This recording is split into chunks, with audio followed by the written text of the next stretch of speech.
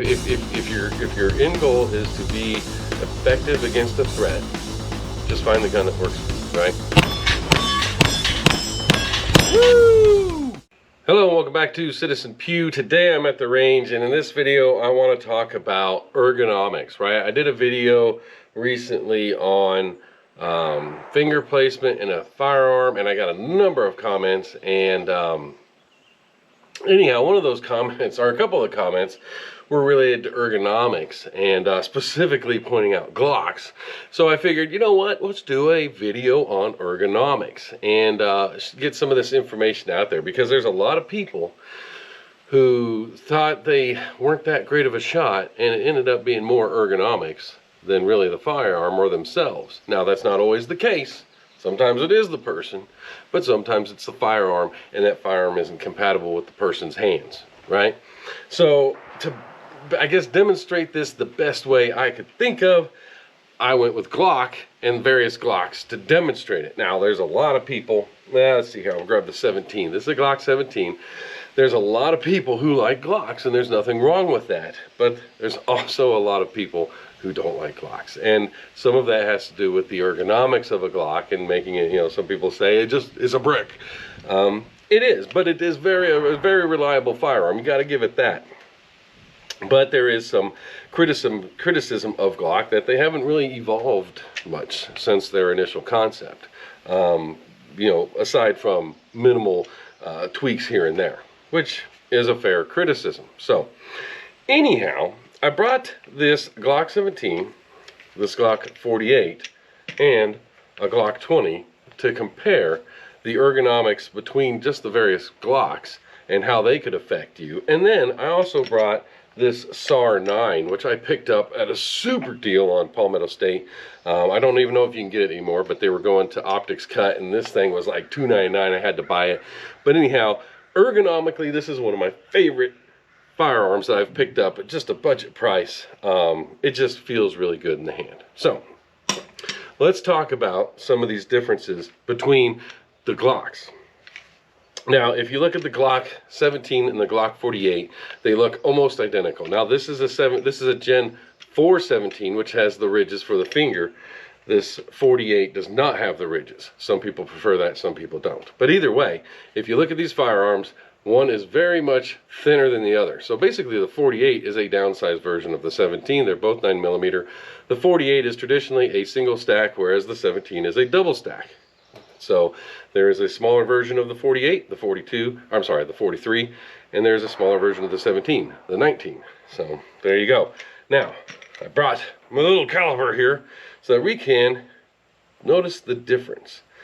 So let me get it on here, and we're going to go ahead and let's zero it, and we're going to do inches here. So the 17 grip, when I'm talking ergonomics, can you get your hand around it?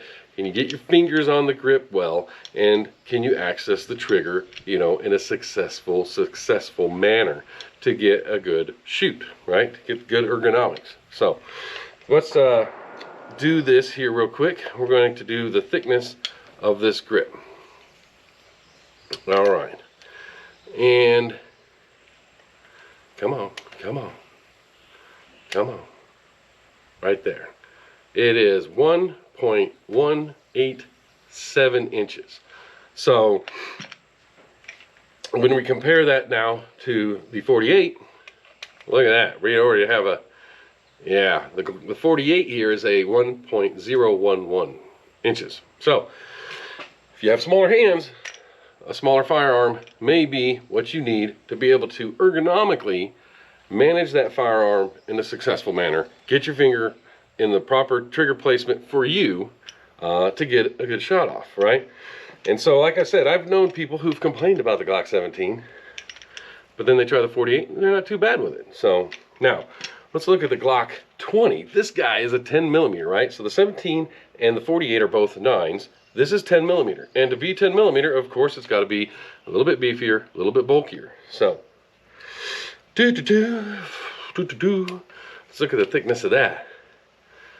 1.25 inches for the Glock 20, and yeah, so it's 0.02 inches more approximately.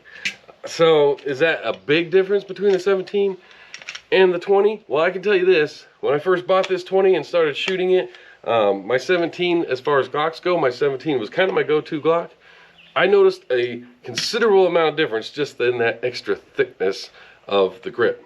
Now, not only does the grip thickness change, but the width of the grip changes as well as the kind of the curve on the back they put on there. All that changed between the 17 and the 20, and it really makes the 20 a little more difficult for me to shoot because it's kind of right at the size, right at the edge of the size my hand can comfortably handle the firearm.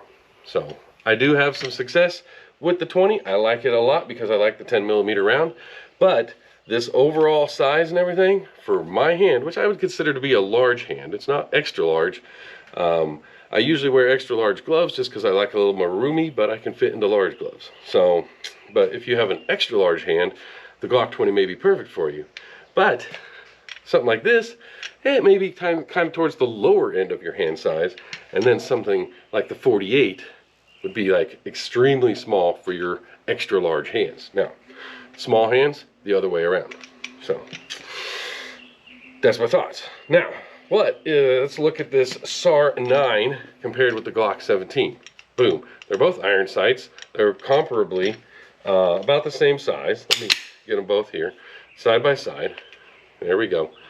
About the same size all the way around. But look at the ergonomics on this thing, right? The finger grooves versus the finger grooves on the Glock here.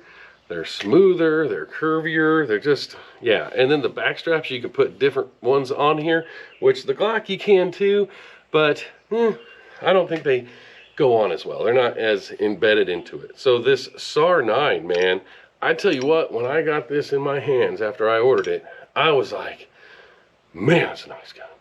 And I can shoot it really well, almost out of the box. So, anyhow, sum it all up, I think that your ergonomics are something to definitely consider if you're not a avid shooter. I come out to the range. I try to come out here every week and get practice with my everyday carry stuff, try out some, rifles, stuff like that, do some long distance shooting. I'm trying to get more into that, but I come out to the range. I try to, like I said, every week, spend 2 to 3 hours out here, and then also film some videos. So sometimes I'm out here 4 hours, maybe 5, but I miss a few weeks if there's holidays and vacations, stuff like that.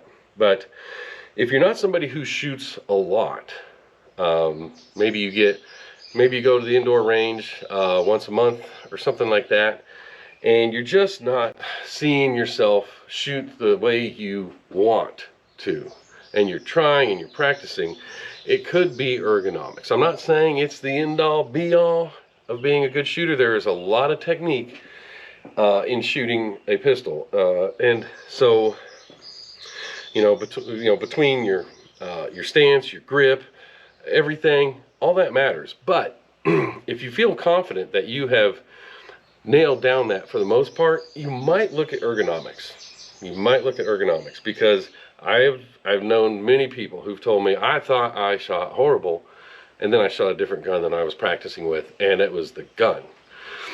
And that's true some of the times. It definitely is. It definitely is. It's not the end-all be-all.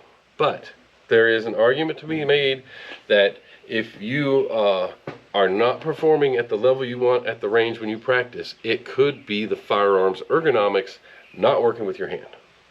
I'm just saying, right?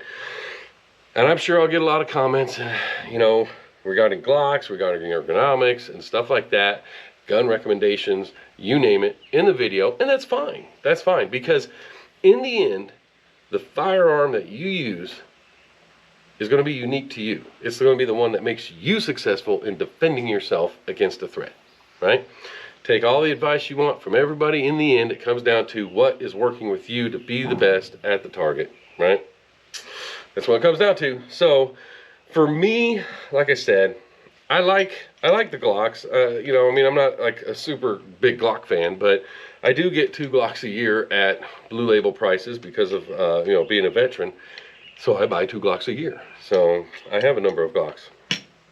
and I like them as far as their reliability and stuff like that. Yeah, but like many have said their ergonomics are kind of crap, and they just haven't been very innovative, and that's a fair criticism. So, but I also like a lot of more later companies that have come out more lately. Canic, I really like some Canics. Bull Armory has a firearm that came out, the Axe, which is uses Glock mags, but the ergonomics are far better than a Glock. It's just amazing. I did some videos on that. I did a video on the SAR 9 too, so you can check them out.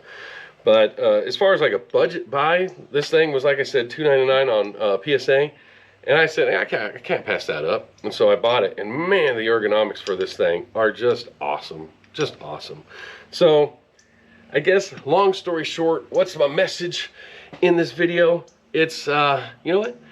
If you're not shooting the way you think you should be with the amount of practice you've been doing, maybe borrow or rent a firearm from the range, or borrow, or go to the range with a friend, try out some of theirs, and see, is it the firearm, or is it you just haven't got the skills applied yet properly.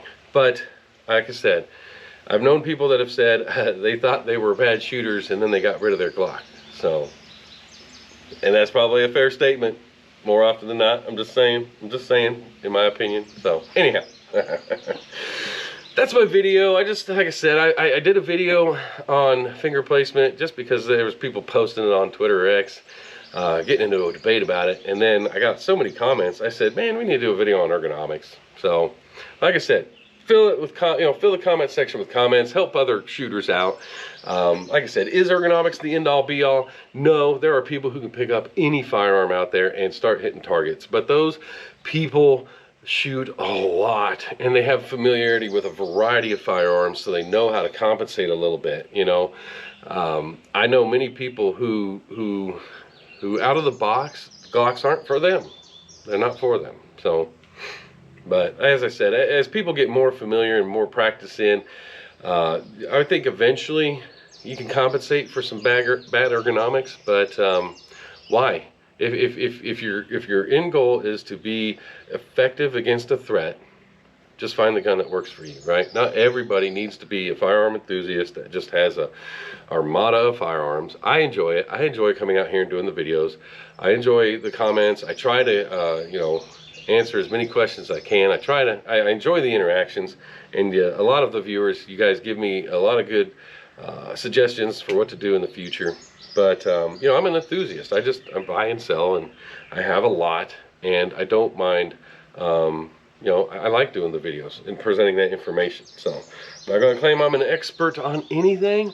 I just like it all. And so that's my thought on ergonomics. So I don't know, leave a comment down in the comment section. Let me know what you think. Yeah, if there's a future video, if you want me to do a demonstration, I sure can. I have a number of pistols I can get with various ergonomics, in my opinion, and show you how well I can and can't shoot with them.